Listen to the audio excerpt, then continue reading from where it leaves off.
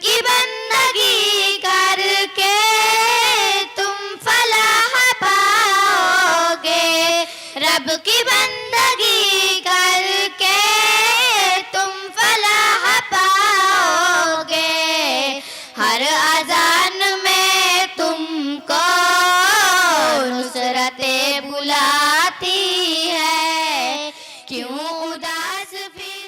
انشاءاللہ پروگرام اب اور بھی دلچسپ ہونے والا ہے۔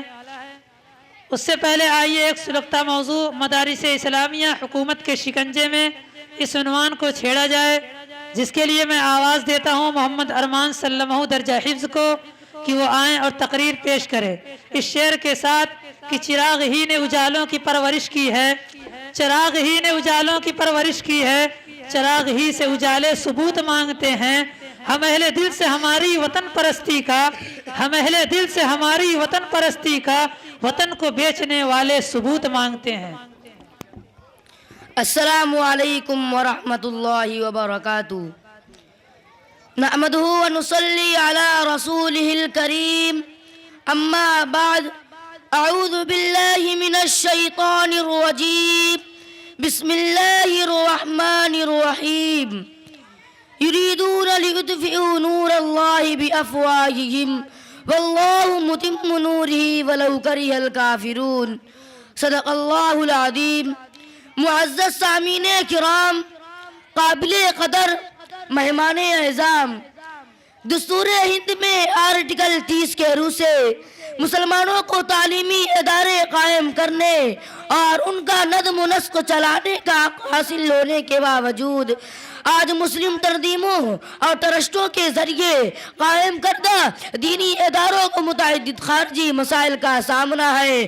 چنانچہ یہ مدارس اسلامیہ کے حوالے سے تمام تر تاریخی کرداروں حقائق سے منہ موڑ کر دینی اداروں کو دہشت گردی کا اڈا قرار دیا جا رہا ہے۔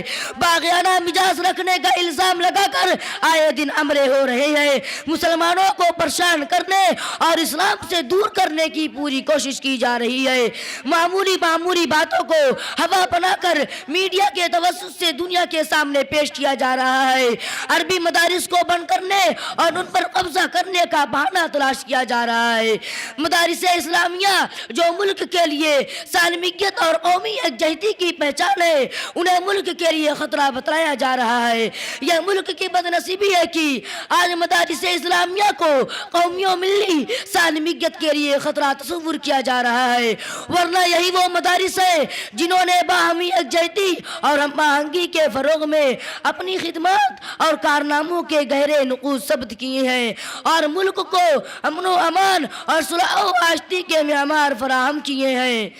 یہ انہی مدارس اسلامیہ نے امام انقلاب حضرت مولانا شاہ ولی اللہ محدث دہلوی رحمۃ اللہ علیہ، محدث جلیل حضرت مولانا شاہ عبدالعزیز رحمۃ اللہ علیہ، سید الطائفہ حضرت حاجی امداد اللہ مہاجر مکی رحمۃ اللہ علیہ اور بہت سے مجاہدین اسلام جو ملت اسلامیہ ہند کی آبرو سمائے وطن کے ماتاب اور جہاد آزادی کے قافلہ سالار تھے، ان سب کی ساختوں پر داغ کہاں ہوئی؟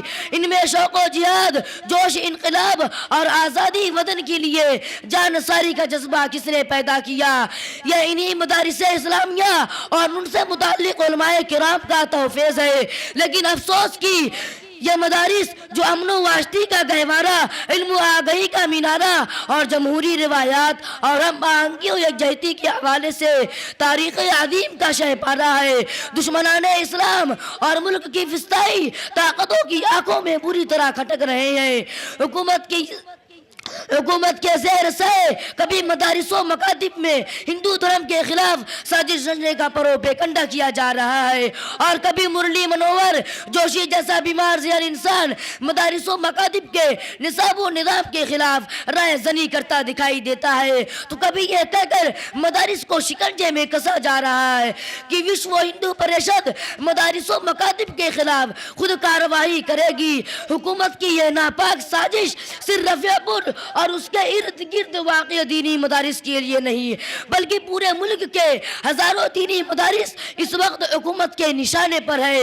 یہ ملک کی بدقسمتی ہے کہ کبھی ندوۃ العلماء لکھنؤ پر چھاپے ماری ہوتی ہے تو کبھی مدھیہ پردیش، گجرات، راجستھان، بہار و بنگال کے مدارس کی تلاشی لی جا رہی ہے، اور کبھی دارالعلوم دیوبند جس کا قیام ہی وطن پرستی سے شروع ہوا اسے دہشت گردی کا ہیڈ کوارٹر کہا جا رہا ہے، اور کبھی امن و آشتی کا گہوارہ مظاہر العلوم سہارنپور پر چھاپے مار کر اس کے قدیم روایتی کردار کو مجروح و مشتبہ قرار دیا جا رہا ہے۔ حد تو یہ ہے کہ آج حکومت کے زیر اثر مدارس و مکاتب پر بحث کے کرائے جانے کے شوشے بھی چھوڑے جا رہے ہیں۔ محترم سامعین کرام، میں پوچھنا چاہتا ہوں حکومت اور اہل اس کے کاروں سے کہ وہ لوگ جو یہ کہتے ہیں کہ مدارس سے دہشت گردی کی ہوا مل رہی ہے، جنوبی جنگی نسل تیار کی جا رہی ہے اور کور فہم انسانوں کی کھیت تیار ہو رہی ہے، کیا وہ یہ نہیں جانتے کہ ناتھورام گوڈ سے کسی مدرسے کی پیداوار نہیں تھے؟ RSS جن کے کار سیوکوں نے بابا قوم گاندھی جی کا قتل کیا تھا، VHP جس نے پارلیمنٹ کے سامنے مسلمانوں کی مقدس ترین کتاب قرآن کریم کو نظر آتش کیا تھا، کیا یہ سب کے سب مدارس کے طلبہ تھے؟ بابری مسجد شہید کرنے والے اڈوانی، مرلی منوہر جوشی، اما بھارتی، پروین توگڑیا، اشوک سنگل، انہیں کٹیار، نریندر مودی اور ہزاروں دوسرے سیاکار کس مدرسے کے فیض یافتہ تھے؟ ملک کے غداروں، تم اس کا جواب نہیں دے سکتے، کیونکہ یہ لوگ کسی مدرسے سے فارغ نہیں ہے بلکہ تمہاری ناپاک ذہنیت کی اپج ہے۔ ملت اسلامیہ کے اجیالوں، مدارس کی تئی نفرت کی آگ بجھانے کے لیے الیکٹرانک میڈیا کا استعمال اور میڈیا سیل وغیرہ کا وجود میں لانا ضروری ہوگا۔ اسی طرح معتدل مزاج رکھنے والے ہندو برادران وطن کے ذہنوں میں مدارس کی تعلق سے جو کائی جما دی گئی ہے اسے کھرچنے کے لیے ہر ممکن تدابیر اپنانے ہوں گے، اور صرف یہی نہیں، اگر مدارس کے خلاف قدم اٹھانے والوں کو عدالت کی چوکھٹ تک گھسیٹ لاؤ کہ ہمارے پاس ملک کی آئین اور عدلیہ کے سوا اور کوئی مضبوط ہتھیار نہیں۔ اسی چند باتوں پر میں اپنی تقریر کو ختم کرتا ہوں۔ تجھے مبارک ہو حکمرانی، مخالفت بھی نہ ہم کریں گے، تجھے مبارک ہو حکمرانی، مخالفت بھی نہ ہم کریں گے، اگر شریعت پہ ہاتھ ڈالا تو تم رہو گے نہ ہم رہیں گے۔ وآخر دعوانا الحمدللہ رب العالمین۔